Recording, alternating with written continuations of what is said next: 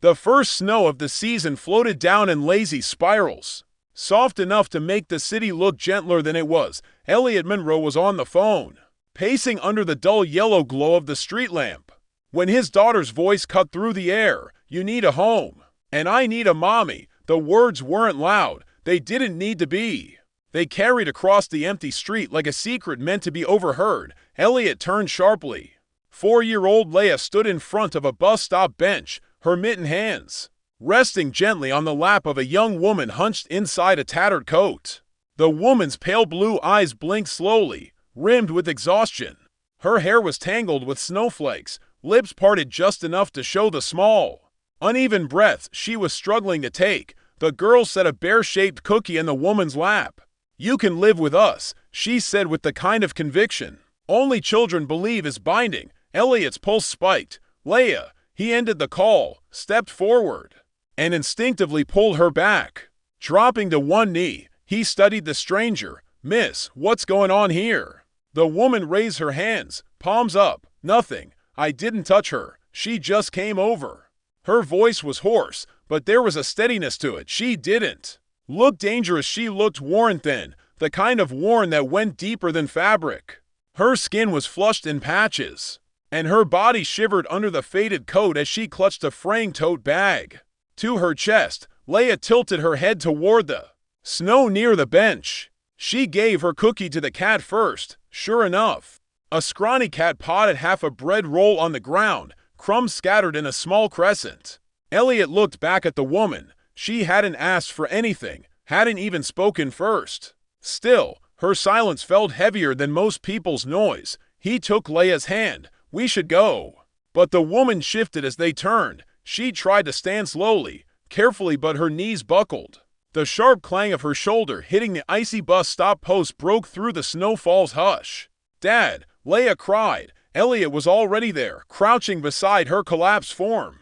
Her pulse fluttered weakly beneath his fingers. Her forehead burned against the icy air, her lips pale and cracked. She was sick, badly. There were no cars, no pedestrians, no time to call for help. He lifted her into his arms. She was frighteningly light.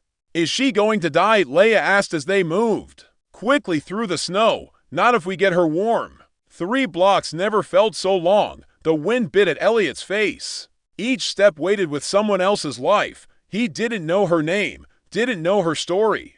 But leaving her behind had stopped being an option the second she fell. When they reached the porch, Leia whispered again, "I still think she's our home now." Elliot didn't answer. He just opened the door. Inside, firelight flickered over polished wood floors. Hours later, under the glow of that fire, the woman stirred beneath a wool blanket. The smell of cedar and cinnamon wrapped around her. She blinked at the warm, quiet room, at the tall bookshelf, the hum of something cooking in the kitchen, and tried to place how she'd gotten here. Then came the sound of crayons scratching paper. Leia sat cross-legged on the rug, drawing 3 stick figures holding hands, one tall, one small, and one with a halo of yellow hair above them. In careful letters, she'd written, "My home." The woman's throat tightened. "You woke up," Leia said, holding up the drawing. "That's us." Elliot appeared, setting a glass of water and a small bowl of soup on the table. "You passed out in the snow," he said evenly. "When you're better, you'll leave." It wasn't cruel, it was protective, but the words still stung. "Thank you," she whispered. Days passed quietly. She stayed on the couch, careful not to intrude, though she smiled softly at Leia's chatter. Elliot noticed things, the way she winced at sudden noises, the long, jagged scar on her wrist when her sleeve slipped, the way she seemed both here and somewhere else entirely. One night, a fever broke her into a half-conscious groan. Elliot called a private physician, who left with instructions for rest, fluids, and warmth. "She have insurance? Anyone to notify?" The doctor asked. "No one," she murmured. "There's no one who needs to know if I'm alive or not." Elliot stood there long after she'd fallen asleep, the words echoing inside him. The next morning, she found a cup of ginger tea beside her, with a folded napkin underneath. On it, in neat handwriting, "You're not invisible." As she grew stronger, she began cooking, cleaning, even laughing faintly with Leia. But Elliot's curiosity won out. One late-night search brought up the headline, promising fashion student accused of theft, her name. Her face. The next day, he confronted her. She didn't flinch. No, I didn't steal anything.